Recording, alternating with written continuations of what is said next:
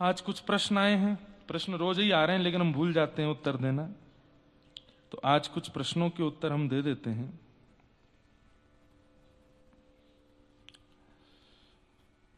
क्या किसी को सिर्फ मन से गुरु मान लिया जाए तो श्रीमन नारायण मिल सकते हैं, या फिर गुरु दीक्षा लेनी जरूरी होती है? अगर नियम का पालन कोई ना कर पाए, इसलिए ऐसा प्रश्न पूछा है। अब देखिए, बात ऐसी है कि मन से आप किसी को प्रेम करते हो, लेकिन कभी उस व्यक्ति का समकक्ष जाकर के बता नहीं पाए, या उससे विवाह नहीं किया, या उसको जीवन संग नहीं दिया, तो मन का प्रेम शुद्ध तो माना जाएगा, लेकिन प्रामाणिकता के रूप में तो तभी माना जाएगा जब विवाह हो। ठीक वैसे ही मन से गुरु मानना अति उत्तम है, गुरु की बातों का पालन करना अति उत्तम है, लेकिन प्रामाणिकता तो दीक्षा से ही होगी, इसलिए दीक्षा लेनी अनिवार्य है। इसलिए जितने भी हमारे रसिक जन हुए, सबने दीक्षा ली है, चाहे जिस परंपरा में ली हो। रही बात, आप कह रहे हैं कि नियम पालन कोई ना कर पाए, तो नियम पालन करने की क्षमता आपकी है भी नहीं, गुरु ही क्षमता प्रदान करते हैं। जब हम गुरु सन्निधि ले लेते हैं तो गुरु ही क्षमता प्रदान करते हैं। जब जब आप सुबह उठेंगे सबसे पहले गुरुदेव का याद आएगी, और याद आती फिर होता है कि नियम करना है, नियम करना है, तो इसलिए उससे नियम बनता है। लेकिन पूर्ण तरह आप मुक्त हैं, कोई बहुत जबरदस्ती नहीं, आप मन से गुरु मानिए। लेकिन वही बात है, प्रामाणिकता तो दीक्षा लेने से ही आएगी। कैसे बताओगे यमदूतों को, विष्णु दूतों को, या किसी को भी कि आप शंख चक्र अंकित हैं, या आप तुलसी कंठी धारण कर चुके हैं, या तिलक धारण करने की आज्ञा है? अब बात ऐसी है, विवाह से पूर्व कोई सिंदूर लगाए घूमे, कौन कहलाए? पागल। ब्याह हुआ नहीं, सिंदूर लगाए घूम रहे। ब्याह से पहले कोई मंगलसूत्र पहने घूमे तो उसके प्रति यही आएगा ना, थोड़ा डॉक्टर को इलाज करवाओ। ऐसे ही ब्याह से पहले कोई तिलक लगाए घूमे, मतलब दीक्षा से पहले, तो ठीक है, सब कहेंगे मन चला है, कोई प्रामाणिकता नहीं है। प्रमाण तो गुरु देते हैं, वो अपने हाथ से प्रथम तिलक करते हैं, उसके बाद ही अधिकार मिलता है तिलक लगाने का, इसलिए दीक्षा आवश्यक है। हम संत सेवा करना चाहते हैं, कैसे करें? आज से ही कर दो। संत सेवा का मतलब उनको भोजन पवाना या अन्न खवाना या वस्त्र देना ही नहीं होता, उनकी वाणी का पालन करना, उनका दर्शन करके प्रणाम करना, ये भी संत सेवा ही है।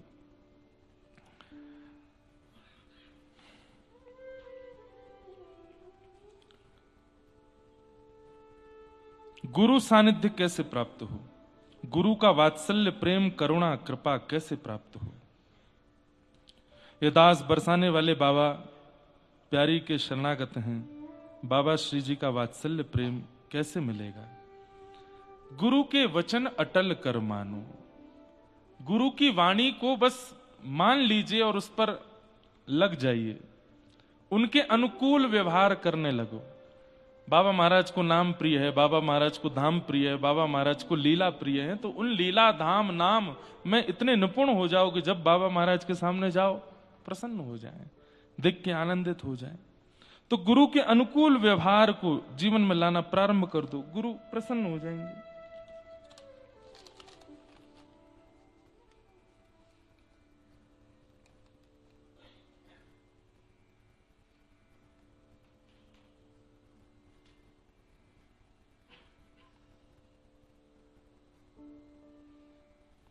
किन्हीं का भाव है कि क्या लड्डू गोपाल को साथ में सुलाना चाहिए और गुरु आज्ञा बिना तिलक करना चाहिए क्या? नहीं, ठाकुर जी को एकांत में उनके निज निवास में ही सुलाओ, क्योंकि रात में लाल जी विहार करने जाते हैं, रास करने जाते हैं।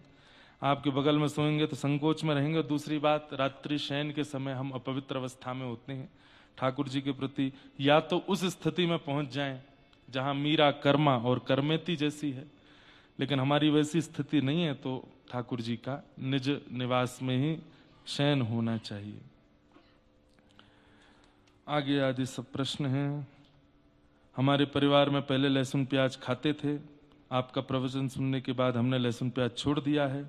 अब समस्या में आ रही है कि कहीं रिश्तेदारी में जाते हैं, वहां शादी ब्याह में, वहां लहसुन प्याज का खाना होता है, क्या करें? भैया देखो, बड़ी सीधी बात है। किसी को बैगन नहीं प्रिय तो वो खाएगा ही नहीं, किसी को आलू नहीं प्रिय तो वो छुएगा ही नहीं। हमारे संग एक पंडित जी रहते हैं, आए नहीं आप, वो धनिया नहीं खाते, वो नमकीन से रोटी खा लेते हैं, लेकिन धनिया पड़ा है सब्जी नहीं खाएंगे। तो फिर ये लहसुन प्याज वाली चीज पर आप इतने ज्यादा कंसर्न क्यों रहते हैं कि वो पड़ा है तो खाना ही पड़ेगा?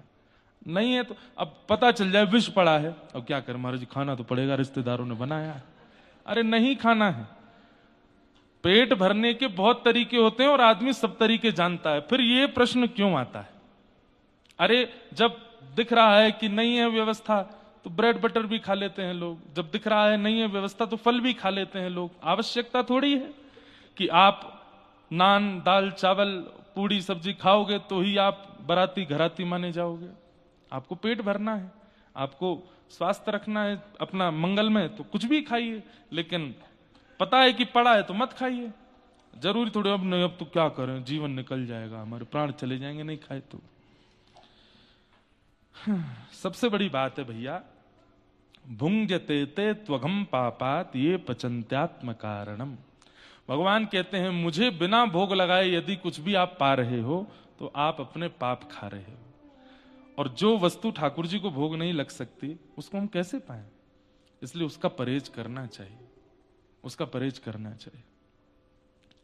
आज षष्ठम दिवस की कथा है। सुबह से मैं बहुत कुछ चिंतन करने का प्रयास कर रहा था, पर रास के अलावा कुछ भी चित्त में आ ही नहीं रहा था।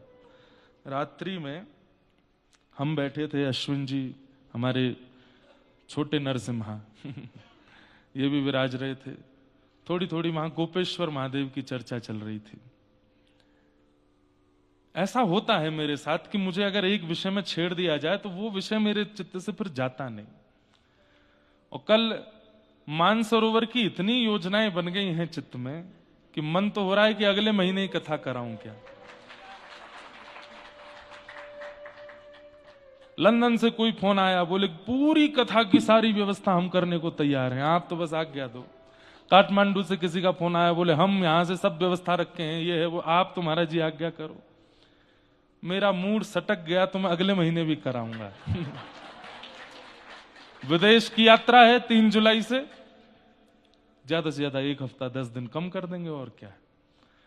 हम अपने भाव में स्वतंत्र हैं। लेकिन कल आप पूछ रहे थे गोपेश्वर महादेव की इतनी बातें, तो रात भर वही दिखते रहे, रात भर वही गोपी भाव में श्री महादेव का दर्शन होते रहा। कैसी रूप होगी, कैसी झांकी होगी, कैसा स्वरूप होगा कि भगवान पिता रात्रि शरद। आज से रास पंचाध्याय शुरू करते हैं, चलो। कि भगवान पिता रात्रि शरदोत्फुल्ल मल्लिका विक्षरन्तुम मनश्चक्रे योगमायामुपाश्रिता।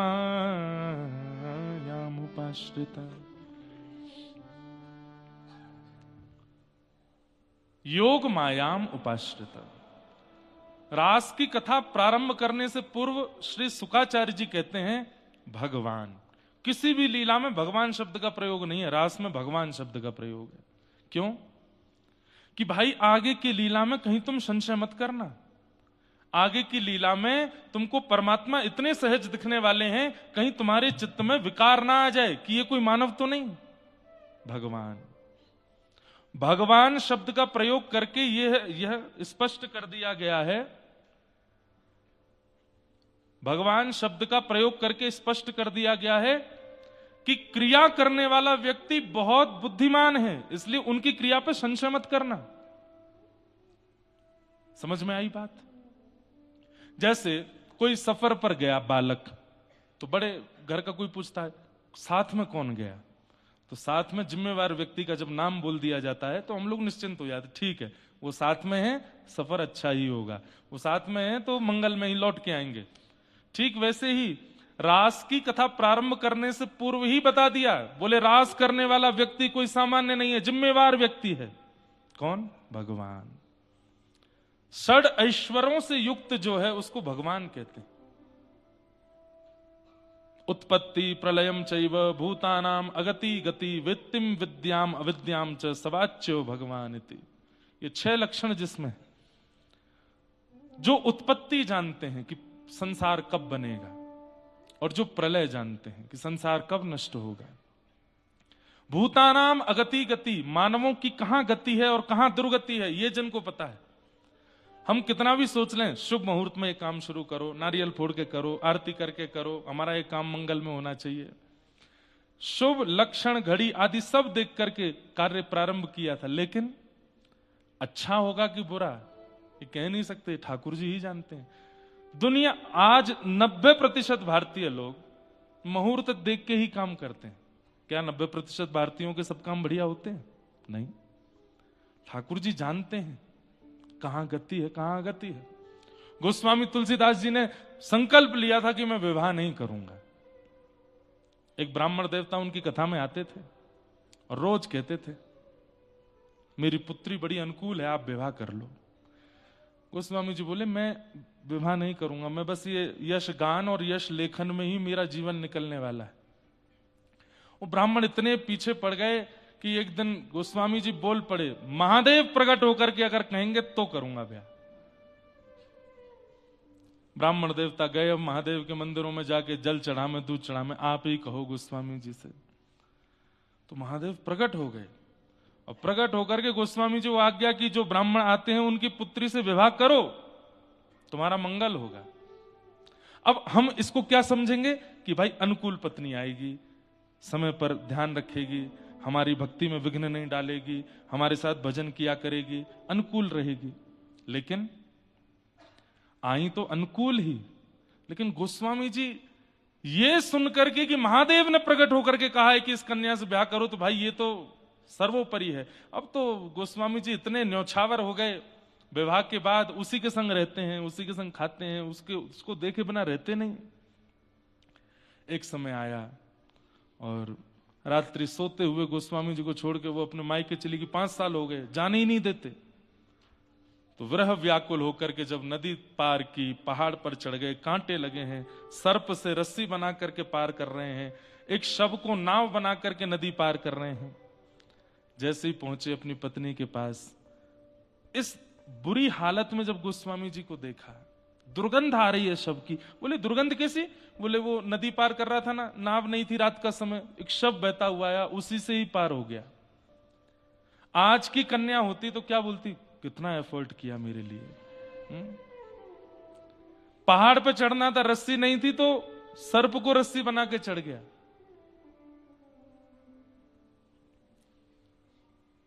लेकिन क्या कहती हैं गोस्वामी जी की पत्नी, इतना परिश्रम, इतनी व्याकुलता, इतनी तत्परता, इतनी बेचैनी अगर राघव जी से मिलने की होती तो आज राम जी मिल जाते आपको।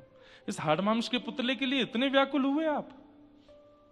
और ये बात सुनते ही बस सोचने लगे गोस्वामी जी, मैं इतना परेशान तो कभी नहीं हुआ राम जी से मिलने के लिए।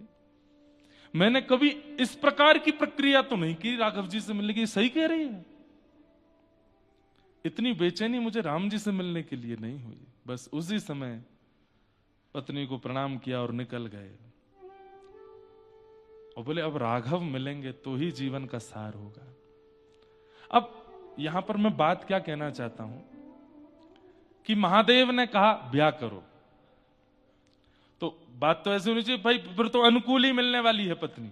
लेकिन नहीं, प्रतिकूलता से ही आप भक्ति मार्ग में पहुंचोगे, इसीलिए प्रतिकूल पत्नी मिली है। और प्रतिकूल पत्नी से आ गए वो भक्ति मार्ग में, मिल गए राघव जी। तो जो व्यक्ति की गति और दुर्गति दोनों जानते हैं उन्हें भगवान कहते हैं। उत्पत्ति प्रलयम चैव भूतानाम अगति गति वेत्तिम विद्याम अविद्याम च। जो विद्या यानी कि ज्ञान और अविद्या माने कि अज्ञान, इसके जो ज्ञाता हैं, जो जानते हैं, उनको भगवान कहते हैं। इसलिए वो यदि किसी गोपी के गले में गलवैयां डाल रहे हैं तो संशय मत करना, वो भगवान है। माता जी फोन रख दो। हाँ बस, यहां नेटवर्क आ गए आपके। कौन सी सिम है? हमारे पंडित जी व्याकुल बैठे हैं, उनके नेटवर्क नहीं आ रहे हैं। हाँ? खूब आते हैं। क्या बता रहा था मैं? हाँ, सुनिए, भगवान जब मत्स्य अवतार धारण करते हैं और जैसे ही क्षीर सागर में या समुद्र में प्रवेश करते हैं तो जितनी भी मछलियां थीं भगवान के मत्स्य रूप को देख के मोहित हो गए और सबके मन में इच्छा होने लगी कि ये हमारे प्रियतम बन जाएं। भगवान ने जब कूर्म अवतार धारण किया, कच्छप बन करके आए, तो जितनी भी कछुए मादा कछुआएं थीं सब ठाकुर जी के रूप पर मोहित हो गए। सबका मन हुआ कि हम इनसे विवाह कर लें। भगवान जब नृसिंह बन करके आए तो जितने भी वन की सिन्हियां थीं ठाकुर जी का रूप देख करके मन में हुआ कि यही हमारे प्रियतम बन जाएं। भगवान जब बराह बन करके आए तो जितनी भी बरही थीं सब ठाकुर जी के रूप पर मोहित हो गए। सबकी इच्छा हुई कि हम इनके विवाह कर लें। भगवान जब राम बन करके आए, दंडक वन में गए तो जितने भी संत थे, अरे स्त्रियों की तो छोड़ो, वो साधु महात्मा जो हजार हजार वर्षों से बैठे हैं तपस्या में, राघव जी की एक छटा देख करके उनके मन में भी प्रियतमा जैसा भाव आने लगा, जैसे ये प्रियतम और हम प्रियतमा है। एक बात तो माननी पड़ेगी कि ठाकुर जी के सन्मुख, अगर ठाकुर जी सन्मुख आ गए तो अगर दर्शन करने वाला पुरुष है उसके चित्त में भी वो भावना प्रकट होने लगेगी जो एक प्रियतमा की पति के प्रति होती है। इसमें आपका वश नहीं चलेगा। इसीलिए महादेव गोपी बने, क्योंकि वहां पुरुष रह ही नहीं पाएगा। वो पुरुषोत्तम है। पुरुषोत्तम जो उत्तम पुरुष है उसके आगे सब स्त्रियां हैं। ध्रुव स्तुति में एक बात आती है, और ध्रुव जी महाराज कितने वर्ष के हैं? प्रहलाद जी और ध्रुव जी ये सम उम्र के ही हैं। ध्रुव जी महाराज भगवान का प्रथम दर्शन करते हैं। 4 वर्ष के हैं ध्रुव जी, और पहली बार श्री हरि को सन्मुख देख करके क्या कह रहे हैं वो सुनने लायक बात है। मुझे इतनी प्रिय लगती है ये बात। आहा, ध्रुव जी महाराज के सामने गरुण पर आसीन होकर के श्री हरि पधारे हैं, और प्रथम दर्शन श्री ध्रुव जी महाराज ने ठाकुर जी का किया है। इस प्रसंग को सुनकर के गोपी गीत या फिर रास पंचाध्यायी में संशय प्रकट नहीं होगा आपके चित्त में। आहा, ध्यान से सुनिए। तद्दर्शनेना गत साध्व सच्चिता ववन्दतांगम विनमय्य दंडवत् द्रग्भ्याम प्रपश्य प्रपिवार निवार्भक चुंबन निवास्येन भुजैर्वाश्लिशन। 4 वर्ष के ध्रुव जी। 4 वर्ष का कोई बालक है यहाँ पे? नहीं होगा। 4 वर्ष के बालक को एक बार देखना कैसा लगता है। वो ना ज्यादा सुधरा हुआ ना ज्यादा बालवत, बिल्कुल सामान्य सा है। अभी स्वयं से चलना भी नहीं जानता, ठीक ठीक है। ज्यादा संसार का बोध नहीं है, बिल्कुल बोध नहीं है। 4 वर्ष का है, तुतला के बोलता है। वो 4 वर्ष के ध्रुव जी के सामने भगवान खड़े हैं, और ध्रुव जी क्या कह रहे हैं? पहले तो देखते रहे, पता ही नहीं है कि दंडवत करना होता है। तो फिर गरुण जी ने कहा प्रणाम करो, भगवान आए हैं। तो ध्रुव जी महाराज दंडवत करते हैं। तब गरुण जी बोले इतनी देर हो गई, तुम क्या देख रहे हो? तो ध्रुव जी गरुण जी को बता रहे हैं, ठाकुर जी को नहीं।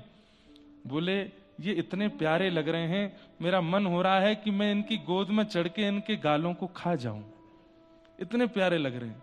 चुम्बन निवास्येन भुजैर्वाश्लिशन, मन होता है कि मैं इनके अंक को अपने अंग में ऐसे भर लूं और भर के इनके गाल पर चुम्बन कर लूं। 4 वर्ष का बालक ठाकुर जी को देख करके ये भावना रखता है।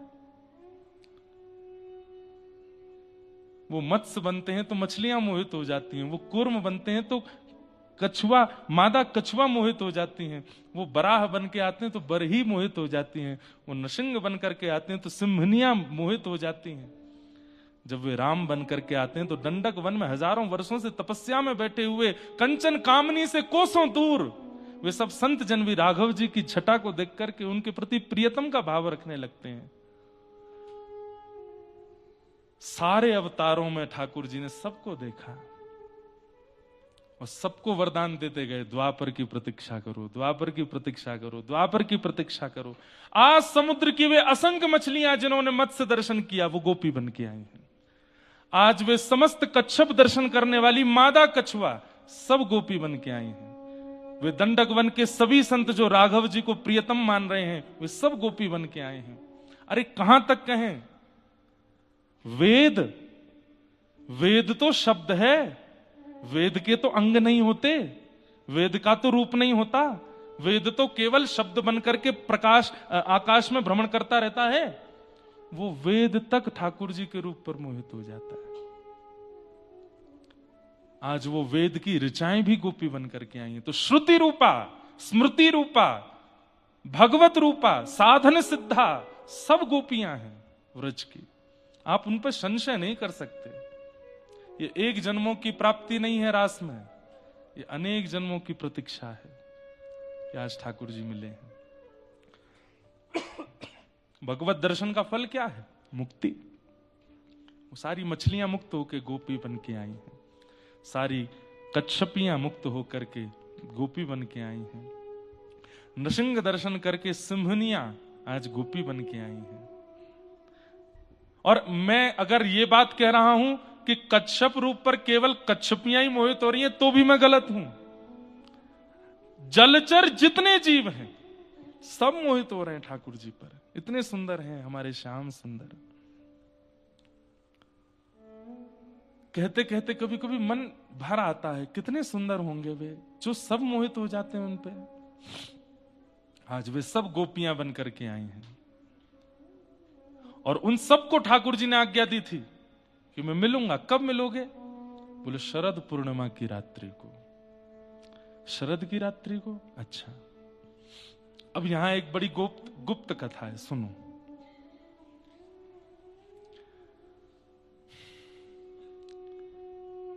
जब से श्याम सुंदर ने श्री प्रिया जी का दर्शन किया, बहुत ध्यान से बैठिएगा और सावधानी से सुनिएगा। जब देखी वृषभानु जाय, हिय बिच उठी हूंक, वंशी रह गई हाथ में, फिर न लागी फूंक। जब से श्री प्रिया जी का दर्शन किया है और अभी गोवर्धन लीला हुई, तो गोवर्धन लीला में जब ठाकुर जी ने गिरिराज जी धारण किए उसी समय श्री वृषभानु बाबा किशोरी जी को लेकर के सामने खड़े हो गए। तो किशोरी जी के प्रभाव से ठाकुर जी 7 दिन तक खड़े रहे। अब ये सब दृश्य, ये सब भाव में पहले भी कथाओं में बहुत बार विस्तृत रूप से बता चुका हूं कि गर्गाचार्य जी क्या क्या बता के गए थे। आज सब ब्रजवासियों ने कहा कि भैया, हे नंद बाबा, हे भानु बाबा, आपके दोनों बालक जो हैं ये ब्रज की रक्षा करते हैं, इनका ब्याह करो। और तब ठाकुर जी का विवाह किशोरी जी से हुआ। कहां हुआ? भांडीर वन में हुआ। किसने कराया? ब्रह्मा जी ने कराया। गर्ग संहिता की कथा। तो एक नियम होता है कि ब्याह के बाद कुछ दिन घर में रहने के बाद फिर बहू महीना 1.5 महीना के लिए अपने पियर जाती है। तो किशोरी जी गई हैं बरसाने और श्री ठाकुर जी की ये स्थिति है, इतने छटपटाते रहते हैं, मन ही नहीं लग रहा है बिना श्री जी को देखे। मधुमंगल तन सुखा मन सुखा धन सुखा। बोले लाला सही कह में सब लोग। बोले का? बोले ब्याह के बाद सब बदल जाए, तू बदल गो। बोले क्यों? इतनो आनंद करवे वारो, इतनो मचलवे वारो, ऐसे उछल उछल के खेलवे वारो, पूरे दिन गुम सुम सो बैठो रे, का है गो? अरे ना है कछु ना है। बोले ना बता ना लाला। बोले श्री जी के दर्शन की इच्छा है रही है, मैं कहा करूं? ये तो ब्याह है कि भी वियोग खत्म नहीं है रो है। 1.5 महीना को काय को चली गई है अपने बरसाने। तो राधा जू के रिझवन कारण नाना रूप धरावे, कान्हा मोर बन आवे, कान्हा लिलिहारी बन आवे, कान्हा जोगी बन आवे, कान्हा सखी बन आवे। रूप बदलते हैं ठाकुर जी श्री जी से मिलने के लिए। तो सबरे ग्वाल बाल बोले लाला तू को दर्शन करने? बोले हाँ। तू हम ते बता दे कर, सब करवे को तैयार है। बोले कहा करोगे? बोले तो को सखी रूप बना के ले चले बरसाने, तेरो ऐसो श्रृंगार करेंगे कोई नहीं पहचानेगा। वैसे तो लाला तेरा अब अधिकार है, तेरा ब्याह है गयो है, तू तो वैसे भी अपने प्रकट रूप में जा सके। ठाकुर जी बोले ना मुझे कुछ शर्म आवे, ऐसे जाऊंगा फिर मैं बात बने, और फिर बात बनती बनती नंदगांव यशोदा मैया को पता चलेगी तो वो अलग कहेंगी, अच्छा मैं मिल के आयो बहुते नेक ना रुको जा रहो तो पे घर पे। तो ठाकुर जी ग्वाल वालों से बोले कछु करो। बोले लाला तो कुछ सखी बना दे। नेक देर लगे, ठाकुर जी के केश खोल दिए। बंधुओं इतने लंबे केश हैं भगवान के, क्योंकि मुंडन नहीं हुआ जन्म के बाद, मुंडन नहीं हुआ ठाकुर जी का। तो नाथद्वारा में आज भी नियम है कि दान लीला के जब दर्शन होते हैं तो ठाकुर जी की बेणी नहीं आती। नहीं तो अब यहां तो नहीं दिखेंगे, हमारे लाल जी ऐसे बेणी धारण करते हैं, चोटी धारण करते हैं, पैर से नीचे तक चोटी है ठाकुर जी की। दान लीला का जब दर्शन होता है नाथ द्वार में तो ठाकुर जी की चोटी कमर से बांध दी जाती है। क्यों? क्योंकि मक्खन चुरा के भागेंगे, तो भागते हैं वाके 10 सेकंड बाद चोटी उठती है ठाकुर जी की, इतनी लंबी है। तो उसको ठाकुर जी कमर पर बांध के चलते, कहीं गोपी पकड़ नहीं ले, पीछे से चोटी पकड़ ले, भाग कहां भागे वो। ठाकुर जी के केश खोल दिए, बीच की मांग निकारी है, आहा सिंदूर पधरायो है, ऊपर से वो क्या पहनते हैं सिर पे, क्या बोलते हैं उसको, हाँ जो भी बोले वो धारण किया, कानों में कुंडल पहने हैं, आंखन में काजल लंबो लंबो लगायो है, मुख पर सुंदर लालिमा लगाई है, नाक में नथ बेसर पहनी है, गले में हार पहने हैं, हाथ में चूड़ी पहनी है, लहंगा पहनी, चुनरी पहनी, सब बिल्कुल सुंदर श्रृंगार कर लियो। ग्वाल बाल बोले लाला तू छोरी हो तो ना हम तोते ही ब्याह कर लेते। कृष्ण लला तुम होते लली तो गरे कट जाते करोड़न के। लेकिन लाला तेरो श्याम वर्ण कैसे ढके? ठाकुर जी बोले कछु तो करो। लगे सबरे ग्वाल बाल चंदन घिसवे, महाराज खूब सारो चंदन घिसो, और चंदन घिस करके केसर युक्त चंदन ठाकुर जी के श्री अंग पे लगायो। पीरो चंदन श्याम ठाकुर जी को अंग, तो चंदन सूखने के बाद ठाकुर जी के अंग पे गोरो गोरो सो नेक अंग प्रकट होने लगा। कहीं कहीं सांवले हैं, कहीं कहीं गोरे, लेकिन इतने सुंदर लग रहे हैं, इतने मधुर लग रहे हैं। पालकी में बैठा करके ले जा रहे हैं सबरे ग्वाल बाल ठाकुर जी को श्री जी से मिलाने के लिए, और नव दुल्हन की भांति बैठे हैं ठाकुर जी, और बैठ करके जा रहे हैं। जैसी बरसाने पहुंचे, अपने घूंघट में से जैसे अटारी देखी है श्री जी के भवन की, ठाकुर जी भाव विह्वल हो गए। किशोरी जी के दर्शन नहीं हुए, इतने दिन हो गए, व्याकुल हो रहे हैं, इतने भाव विह्वल हो गए कि यहां श्री जी विराज रही है, कितना भाग्यशाली ये भवन है, यहां में मेरी श्री जी रह में। जैसे ही भाव विह्वल हुए तो नेत्रों से अश्रु गिरने लगे। अश्रु पहुंचवे के चक्कर में यहां तो चंदन छूट गो, यहां तो चंदन छूट गो। मधुमंगल आदि ने जैसे देखे तो ठाकुर जी फिर से श्याम वर्ण के गए। अरे लाला रो काई को रोए, ऐसे रो रो जैसे नई बहू विदाई हरी हो, काई को रो रहे?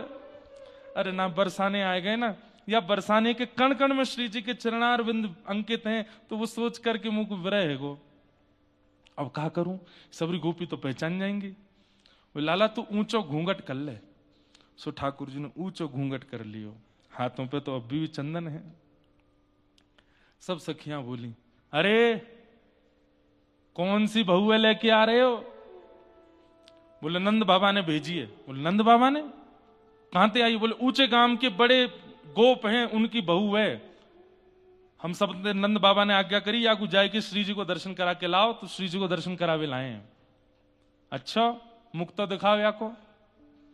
बोले वो पतिव्रता नारी है, पति के अलावा कोई को मुख ना दिखाए, हमने ना देखो वा को मुंह, तुम्हें दिखावेगी ज्यादा से ज्यादा श्री जी को दिखावेगी और कोई को नहीं।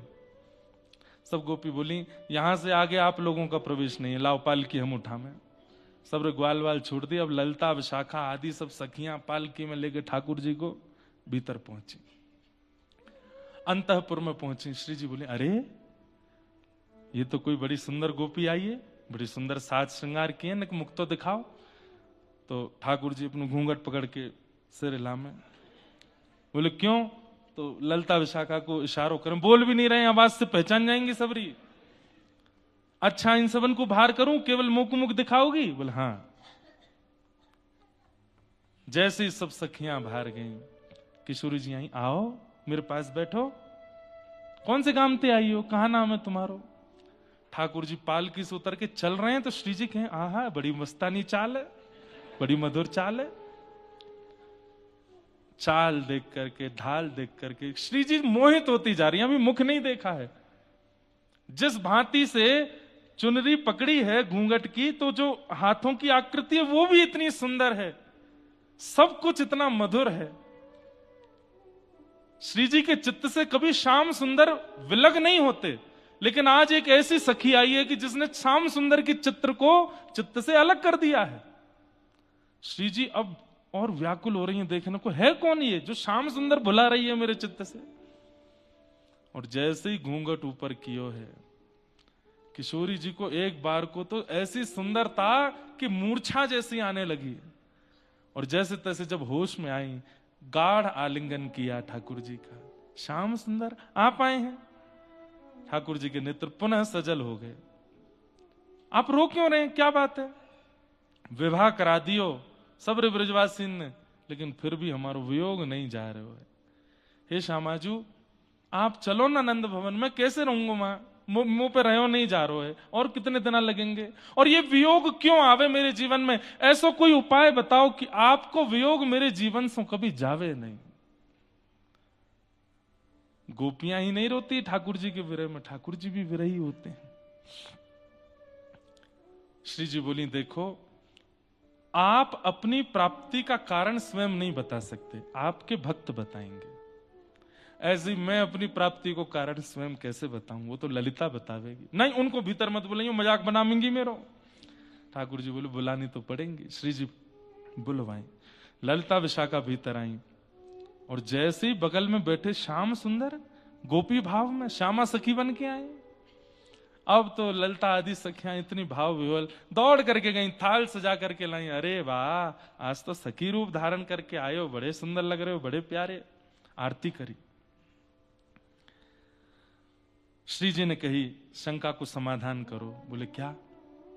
ठाकुर जी चाहे कि मेरो वियोग इनको कभी नहीं हो, उसके लिए इनको क्या करना पड़ेगा वो बताओ। ललिता विशाखा बोली, अच्छा ठाकुर जी पहले पांव पड़ो ललिता के, पहले हमारे पांव पड़ो, चरण में प्रणाम करो। ललिता जी को प्रणाम कियो, विशाखा को प्रणाम कियो, अष्ट सखीन को प्रणाम कियो। बोले ऐसा कोई अचूक उपाय बताओ कि श्री जी को विरह मुकु को भी हो ही नहीं। तब ललिता जी बोली, प्रेम की स्वामिनी है, महादेव को भी प्रेम वही सिखाती है। ललिता जी बोली, आपको एक अनुष्ठान करना पड़ेगा। बोले कौन सा अनुष्ठान? बोले वंशी देवी की आराधना करनी पड़ेगी। बोले कैसी आराधना? बोले नित्य अपने अधर पर धारण करो, अपनी कोमल उंगलियों से उनके छिद्रों को आच्छादित करो, अपनी नाक के मोती से उनके ऊपर छत्र चवर करो, और केवल किशोरी जी को स्मरण करके वंशी बजाओ। महीना डेढ़ महीना तक आपको यही उपासना करनी पड़ेगी, यही आराधना करनी पड़ेगी। इसी आराधना के फल में आपको फिर वंशी देवी की कृपा से श्री जी को आह्लादनी स्वरूप प्रकट होकर के आशीष देगो, तब आपकी आराधना सफल होगी। तब ठाकुर जी ने वंशी देवी की अनुष्ठान किए हैं। एकांत में बैठ करके केवल और केवल वंशी पर राधा नाम ही गाते हैं ठाकुर जी, दिन रात केवल राधा राधा राधा राधा, और उसी भाव से वंशी बजाते हैं। ना गैयाओं के लिए आज वंशी बजी है, ना गोपियों के लिए, ना ग्वाल बालों के लिए, ना यशोदा मैया नंद, आप किसी के लिए वंशी नहीं बजाते हैं। वंशी केवल किशोरी जी, अनुष्ठान चल रहा है ठाकुर जी का। मास पर्यंत ठाकुर जी ने अनुष्ठान किया। राधा नाम में वंशी की ध्वनि जब की है, तब मास पूर्ण होने के बाद किशोरी जी प्रकट होंगी। और किशोरी जी ने कहा, श्याम सुंदर आगे की लीला में आपको व्रज से भी जाना पड़ेगा, फिर मेरा वियोग कैसे सहोगे? तब ठाकुर जी भाव विह्वल होकर के चरणों में गिर गए।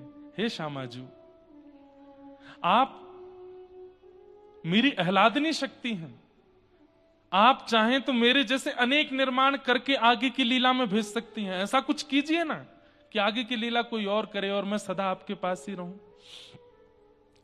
किशोरी जी बोली वो तो संभव होगा, आपका प्रभाव स्वरूप और स्वभाव स्वरूप दो प्रकट होंगे।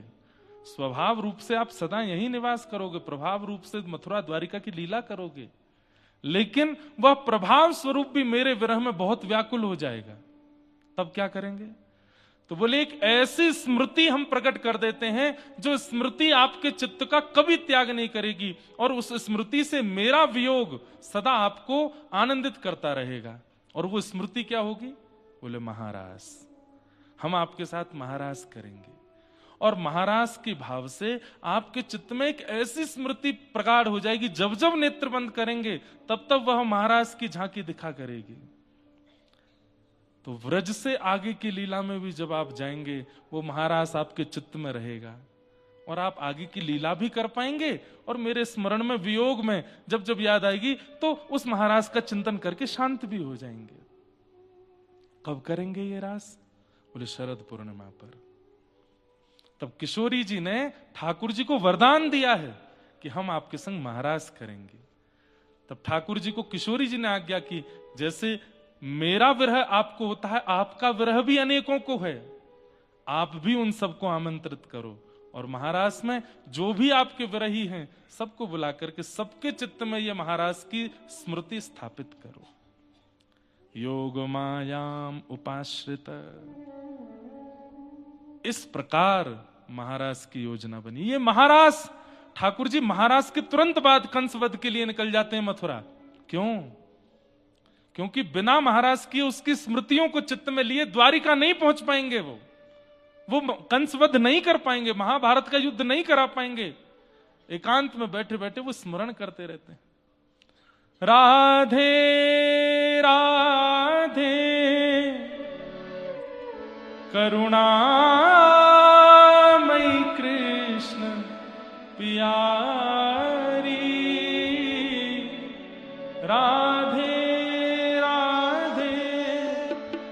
करुणामयी कृष्ण प्यारी, मेरी सुध लीजो श्री वृषभानु दुलारी, मेरी सुध लीजो श्री वृषभानु। सब लोग गाओ। बंधुओं, मथुरा में बैठे कृष्ण, द्वारिका में बैठे कृष्ण यही गाते रहते हैं। याद आती है जब किशोरी जी की बहुत, नहीं सह पाते उस वेदना को, लेकिन प्रकट नहीं कर सकते किसी के आगे। तब एकांत में बैठ करके केवल श्री जी को याद करते हुए ठाकुर जी गाते हैं, राधे राधे करुणामयी कृष्ण प्यारी, राधे राधे करुणामयी कृष्ण प्यारी, मेरी सुध लीजो श्री वृषभानु दुलारी, मेरी सुध लीजो श्री वृषभानु दुलारी, ओ मेरी सुध लीजो श्री वृषभानु दुलारी, मेरी सुध लीजो श्री वृषभानु दुलारी, हे मनोहारिणी रासेश्वरी रस रूपा, हे मनोहारिणी रासेश्वरी रस रूपा, हे मनोहारिणी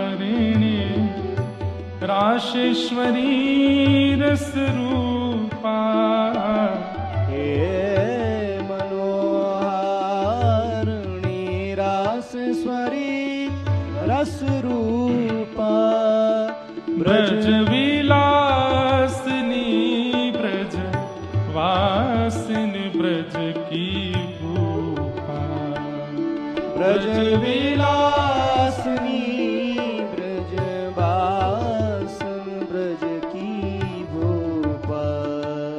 हे अखिल लोक चूड़ामणि कीर्ति किशोरी, अखिल लोक चूड़ामणि कीर्ति किशोरी, मेरी सुधली जो श्री वृषभानु दुलारी, मेरी सुधली जो श्री वृषभानु। मुक्तिनाथ में बैठे हैं बंधु। मुक्ति कहे गोपाल से मेरी मुक्ति बताओ, सबको मुक्ति मैं देती हूं, मेरी मुक्ति कैसे होगी? तब यही नाथ कहते हैं, बोले व्रजमंडल चली जा, किशोरी जी की चरण रज उड़ मस्तक पड़े, मुक्ति मुक्त है जाए। वो मुक्ति भी मुक्त हो जाती है वृंदावन जाकर के किशोरी जी की चरण रस से। ऐसे मुक्तिनाथ में मन में भाव आता है कि कहीं आज यहां निवास करने वाली मुक्ति और नाथ तो मुक्ति ही तो नहीं कह रही हूं कि आप कथा करके जा रहे हैं, जाते जाते किशोरी जी के कुछ भाव सुना जाइए, ताकि इस मुक्ति को भी लगे कि मैं भी धन्य हो गई हूं। ज्ञान की बातें तो यहां सब करते हैं, वैराग्य तो यहां सबको हो जाता है, भक्ति भी यहां आके सब कर लेते हैं, पर मुक्ति का उद्धार तो हमारी श्री जी के चरण कमल से ही होता है। नाथ के संग रह करके भी मुक्ति मुक्त नहीं हो पाती, श्री जी के दर्शन करने पड़ते हैं मुक्ति को, तब मुक्ति मुक्त होती। आज ऐसे मुक्तिनाथ में मुक्ति के भाव से और नाथ के भाव दोनों ही मानो गा रहे हैं हमारे साथ।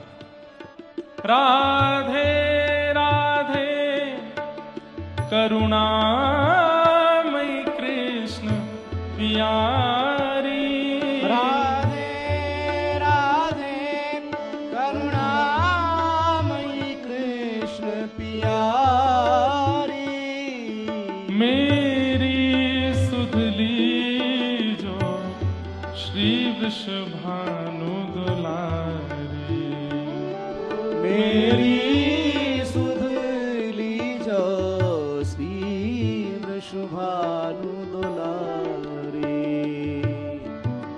हे प्रेममयी इतनी तो करुणा कीजे, हे प्रेममयी इतनी तो करुणा कीजे, हे प्रेममयी इतनी तो करुणा कीजे, हे प्रेममयी इतनी तो करुणा कीजे, प्रिय प्रेम भक्ति की भीख मोहे अब दीजे, प्रिय प्रेम भक्ति की भीख मोहे अब दीजे, निज बाह छाह दे चरण सखी रख लीजे, निज बाह छाह दे चरण शरण रख लीजे, हे वृंदावनी हमारी यूं कर लीजे, हे वृंदावनी हमारी। कितनी बढ़िया बात। हे प्रेममयी इतनी तो करुणा कीजे, प्रिय प्रेम भक्ति की भीख मोहे अब दीजे, निज बाह छाह दे चरण शरण रख लीजिए, अपने चरणों में सदा अपने हस्त कमल की छांव में हमें बैठा लीजिए श्यामा जी। हे वृंदावनी हमारी यों कह लीजिए। हा हा किशोरी के मैं तुम पर बलिहारी, हा हा किशोरी के मैं तुम पे बलहारी, मेरी सुधली जो श्री वृषभानु दुलारी। मेरी सुध लीजो श्री वृषभानु दुलारी। राधे राधे करुणामयी कृष्ण प्यारी। राधे राधे करुणामयी कृष्ण प्यारी। मेरी सुध लीजो श्री वृषभानु दुलारी। मेरी सुध लीजो श्री वृषभानु दुलारी। ओ मेरी सुध लीजो श्री वृषभानु दुलारी। मेरी सुध लीजो श्री वृषभानु दुलारी। किशोरी जी ने वरदान दिया है ठाकुर जी को, और वंशी देवी की अनुष्ठान से यह वरदान मिला है कि हम शरद पूर्णिमा पर आपके संग रास करेंगी, जिसकी स्मृति सदा आपके चित्त में रहेगी। किशोरी जी यह भी नहीं चाहती कि आगे की लीला ना हो। विश्व कल्याण के लिए कृष्ण अवतरण हुआ है, तो आगे की लीला में भी तो आपको जाना है। स्वभाव रूप से तो आप सदा हमारे संग ही रहोगे, लेकिन आप जब आगे जाओगे और जब व्रज वृंदावन और मेरी याद आएगी तो कैसे रहोगे? तो व्रज तजने से पूर्व हम महाराज करेंगे, और उस महाराज की स्मृति सदा आपके चित्त में रहेगी, आपके सदा चित्त को वो सुख देगी।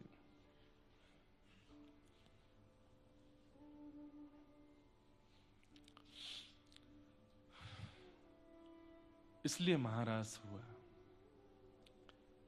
ठाकुर जी ने भी विचार किया कि जब मेरी स्थिति किशोरी जी के बगैर ऐसी हो जाएगी, तो मेरे बगैर गोपियों की, ब्रजवासियों की स्थिति कैसी होगी। इसलिए कृष्ण प्रेम में जिनके प्राण बसे हैं, उन सब गोपियों का चीरहरण किया ठाकुर जी ने। बंधुओं, भागवत को समझने के लिए बहुत समय देना पड़ेगा। कृष्ण लीला को समझने के लिए एक आध साल, 2 साल, 10 साल का क्रम नहीं है। रसिक जनों के संतों में बैठ बैठ करके घिसना पड़ेगा स्वयं को। रसिक जनों की झूठन खा खा करके, उनके प्रवचनामृत को सुन सुन करके, व्रज की बीथी गलियों में घूम घूम करके, तब जाकर के कृष्ण लीला थोड़ी समझ में आनी प्रारंभ होगी। सब गोपियां जाती हैं, कात्यायनी पूजन करती हैं और श्री ठाकुर जी को पति रूप में मांगती हैं। एक दिन ठाकुर जी ने गए और सब गोपियों का चीरहरण किया। चीर लेकर के चढ़ गए वृक्ष के ऊपर। सब गोपियां बोली, श्याम सुंदर ये क्या कर रहे हो आप? ठाकुर जी बोले, मैंने मना किया था ना कि जलाशय में नग्न स्नान नहीं करते। कोई मन चला व्यक्ति वस्त्र लेके चला गया तो तुम लोग मेरी बात नहीं मानती हो, इसलिए करके दिखाया। मेरी जगह कोई और ले जाएगा, क्या करोगे फिर? गोपियां बोली, आज के बाद नहीं करेंगे, हमारे वस्त्र दे दो ना। और ठाकुर जी ने वस्त्र दिए, गोपियां लेकर के चली गई। लेकिन इस पूरे प्रसंग को लोग समझ नहीं पाए। संशय हो गया ठाकुर जी की कृति पर, ये कैसे कर दिया ठाकुर जी ने। बंधुओं, जीवात्मा और परमात्मा, उनके बीच में कोई पर्दा होता नहीं है, और होता है तो ठाकुर जी उसको हटा देते हैं। चाहे वो माया का पर्दा आवे, विषय का पर्दा आवे, वासना का पर्दा आवे, जो भी ठाकुर जी और जीवात्मा के बीच में आता है, ठाकुर जी को यदि वो जीवात्मा प्रिय लग गया तो बीच में जो बाधा होगी वो हटेगी। मूल कारण ये है, ठाकुर जी से कोई छुपा है? सब कुछ ठाकुर जी। और कहीं आप कृष्ण को यदि एक बालक मानते हो, मानव मानते हो, तो जब ठाकुर जी ने चीरहरण किया 6 वर्ष के थे। 6 वर्ष के बालक को स्त्री पुरुष का भेद नहीं पता होता, वो अपनी मां के आगे भी निर्वस्त्र घूम लेता है। संशय करने पर 4 प्रकार के स्वभाव होते हैं। आपका कौन सा है ढूंढ लेना एक बार। मानवों में 4 प्रकार के स्वभाव होते हैं। पहला स्वभाव विरोधी स्वभाव। कौन सा स्वभाव? चाहे जो हो जाए हमको क्या करना है? विरोध। ऐसे लोग, पता नहीं आप लोग ऐसे लोगों के चक्कर में पड़ते हो कि नहीं, हमारे तो पाले पड़ते हैं ऐसों के।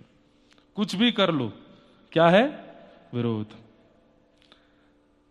कथा सबने सुनी होगी, महादेव जा रहे थे पार्वती जी के साथ, दोनों बैठे थे नंदी पर। लोग बाग क्या बोलने लगे? शर्म नहीं आती है, एक बेचारे जीव पर 2 भार चढ़ गए। महादेव बोले पार्वती जी लोग बाग बात बना रहे हैं, उतर जाओ। दोनों उतर के चलने लगे। लोग बाग बोले कैसे पागल लोग हैं, बैल बगल में है फिर भी पैदल चल रहे हैं, बैठ जाएं इस पे। पार्वती जी बोली लोग तो अब भी बात बना रहे हैं, एक काम करो मैं बैठ जाता हूं, तुम पैदल चलो। महादेव बैठ गए, पार्वती जी पैदल चल रही हैं। 2 से भले 1 चढ़ जाए। लोग बाग बोले देखो देखो क्या जमाना आया, पत्नी को तो बेचारी को ऐसे ही किया जाता है भारत राष्ट्र में। पति बैठ गया है, पत्नी पैदल चल रही है। पार्वती जी बोली लोग बाग बात बना रहे हैं, मैं उतर जाता हूं, तुम बैठ जाओ। पार्वती जी बैठ गई। लोग बाग बोले जोरू के गुलाम, खुद नीचे चल रहे हैं पत्नी को ऊपर। महादेव बोले नीचे उतरो जरा। पार्वती जी उतरी तो नंदी को उठा के सिर पर धर लिया, चलने लगे। लोग बाग बोले राम राम राम, बताओ सवारी पे बैठ के चलना चाहिए, सवारी को सिर पे लेके चल रहे। महादेव बोले कहां जाएं, मर जाएं। तो मानव का पहला स्वभाव विरोधी। ये स्वभाव जिसके अंदर आ जाता है वो चाहे जो हो जाए वो विरोध ही करता है। कितना भी अच्छा करने का प्रयास कर लो आप, वो विरोध किए बिना मानेगा नहीं। इसलिए ये स्वभाव भगवत कृपा मानिएगा कि आवे ना, विरोधी स्वभाव। कई लोगों में ये आ जाता है। नाम जापक ठाकुर जी से प्रार्थना करें कि हम में कभी विरोधी स्वभाव ना आवे। हर बात का विरोध, अच्छा तो विरोध, बुरा तो विरोध, दिन तो विरोध, रात तो विरोध, सब में विरोध। और इन लोगों का व्यसन बन जाता है विरोध करना। ये स्वभाव व्यसन में आ जाता है विरोध करने वाले का। उसको चाहे मारपीट हो जाए उसके साथ तो भी विरोध नहीं छोड़ता, वो विरोध ही करता है। दूसरा स्वभाव होता है बोधि स्वभाव। बोधि स्वभाव व्यक्ति कैसा होता है? वो हर परिस्थिति से सीखता है, चाहे जो हो जाए। मुक्तिनाथ आए तो सीख करके आए। मुक्तिनाथ आने से पहले एक रात्रि नेपाल में या पोखरा में, जोमसोम में कहीं रुको, अचानक से इतने एल्टीट्यूड पे जाओगे, सांस फूले। बोधि स्वभाव, ये तो एक सामान्य बात है, पर परिस्थिति के हर मोड़ से जो सीखे उसको बोधि कहते हैं। ये बहुत अच्छा है, ठाकुर जी को बहुत प्रिय लगता है बोधि स्वभाव वाला व्यक्ति जो हर जगह सीखता है। यहां मैंने ये सीखा, यहां मैंने ये सीखा। श्री दत्त प्रभु 24 अवतार, 24 गुरु हैं उनके, सबसे सीख रहे हैं, सबसे सीख रहे हैं। अरे कबूतर से सीख रहे हैं, जिसको सब उपेक्षा करते हैं उस वैश्या से सीख रहे हैं दत्तात्रेय भगवान। क्या सीखा? बोले मैंने पिंगला नाम की वैश्या से सीखा कि वो रोज श्रृंगार करके बैठती है और प्रतीक्षा करती है कि कोई प्रेमी मेरे से मिलने आएगा, लेकिन रात हो जाती है, कोई मिलने नहीं आता, तो विलक करके अपना श्रृंगार उतार के बैठ जाती है। लेकिन एक दिन उसके मन में आता है कि मैं संसार के लिए इतना श्रृंगार करती हूं, एक बार श्याम सुंदर के लिए करके देखूं। और जब वो श्याम सुंदर के लिए श्रृंगार करती है, वही एक परम साधिका बन जाती है, परम भक्त बन जाती है। मैंने उसको गुरु बना लिया। छोटे बालक से मैंने सीखा, कबूतर से मैंने सीखा, मधुमक्खी से मैंने सीखा, सबसे सीख रहे हैं। इसको कहते हैं बोधि स्वभाव, जो सबसे सीखता है। विरोधी स्वभाव, बोधि स्वभाव, और तीसरा होता है निरोधी स्वभाव। ये निरोधी कैसा होता है? सब पर कंट्रोल करने वाला। घर में, परिवार में, मित्र में एक व्यक्ति तो ऐसा होता है जिसका निरोधी स्वभाव, सबको रोकता ही रहता है, नहीं नहीं नहीं नहीं ये मत करो ऐसा हो जाए, नहीं नहीं ये मत करो ऐसा हो जाए, ये नहीं ये तो करना ही नहीं। निरोधी स्वभाव, सब पर कंट्रोल करने वाला, ऐसे मत चलो ऐसे चलो, ये मत पहनो ये पहनो, ये मत खाओ ये खाओ, अभी मत सो यहां सो, इससे बात मत करो उससे करो। ऐसा व्यक्ति भी अपना और अपने संग वालों का जीवन बर्बाद कर देता है। बहुत ज्यादा कंट्रोल करने वाला, निरोधी स्वभाव। और चौथा और अंतिम स्वभाव होता है सुबोधी स्वभाव। विरोधी, बोधी, निरोधी और सुबोधी। सुबोधी का मतलब क्या है? कोई भी क्रिया करने से पहले 2 बार सोचता है, उसके अच्छे और बुरे का चिंतन करता है, सुबोधी। इन 4 स्वभावों में 2 स्वभाव संसारी हैं, विरोधी और निरोधी, और 2 स्वभाव ठाकुर जी को अति प्रिय हैं। कौन कौन से? बोधी और सुबोधी। सुबोधी कौन? जो कोई भी क्रिया करने से पहले 2 चीजें सोचता है, अच्छा और बुरा। ठंड हो रही है, मौसम ठंडा है, मैं अगर यहां कुछ ठंडा पीऊंगा तो क्या होगा? 2 बातें सोच रहा है। बोले अगर मैं इसको पीऊंगा तो मेरे मन को तो अच्छा लगेगा, जीव को तो अच्छा लगेगा, पेट को तो अच्छा लगेगा, लेकिन फिर दूसरी बात सोचता है, स्वास्थ्य बिगड़ सकता है। स्वास्थ्य बिगड़ने के बाद क्या होगा? बोले मुझे यहां से वापस जाना पड़ेगा, मैं 7 दिन नहीं रुक पाऊंगा, मुझे 2 दिन में ही लौटना पड़ेगा। फिर उसके बाद जो प्रक्रिया करता है, ये अर्जुन का स्वरूप है, वो 2 बात सोचता है, इसलिए श्री कृष्ण उसको ज्ञान देते। तो 4 स्वभाव होते हैं, विरोधी, बोधी, निरोधी और सुबोधी। इनमें से 2 स्वभाव ठाकुर जी को प्रिय हैं, बोधी और सुबोधी। ये 2 स्वभाव चित्त में लाओ, क्योंकि निरोधी और विरोधी यदि बन गए, ये स्वभाव ऐसा है मरते दम तक नहीं छोड़ेंगे आपको। ये कंट्रोल करने का जिनके अंदर स्वभाव स्वरूप आ जाता है ना, अंतिम श्वास तक ऐसे ही रहते हैं वो। और विरोध का स्वभाव जिनका आ जाता है, वो भी अंतिम श्वास तक ऐसे ही रहते हैं। ठाकुर जी का विरोध हो गया, चीर हरण किया भगवान कृष्ण ने, गोपियों का चीर हरण किया भगवान कृष्ण ने। तो फिर भगवान शब्द का प्रयोग मत करो, कृष्ण शब्द का प्रयोग करो। और अगर आप भगवान शब्द का प्रयोग नहीं करते, कृष्ण शब्द का प्रयोग करते हो, तो चीर हरण के समय ठाकुर जी 5.5 वर्ष के हैं, 6 वर्ष के। कल हम लोग चर्चा कर रहे थे कि कृष्ण स्वरूप को कोई कैरेक्टर प्ले नहीं कर सकता। अगर आज का फिल्म जगत चाहे कि हम कृष्ण लीला दिखावें, वो दिखा देंगे, लेकिन कृष्ण चित्त का स्पर्श नहीं कर पाएंगे, क्योंकि वो मानव बन ही नहीं पाएगा जो कृष्ण हैं। इसलिए आप कोई आकृति ड्राइंग के माध्यम से बना दो, कला के माध्यम से बना दो, शालिग्राम के माध्यम से बना दो, तो उनमें भले ही कृष्ण आभास हो जाए, नहीं तो मानव कभी कृष्ण बन के नहीं आ सकता। या फिर 8 वर्ष से छोटे बालक चाहे तो कृष्ण रूप धारण कर सकते हैं।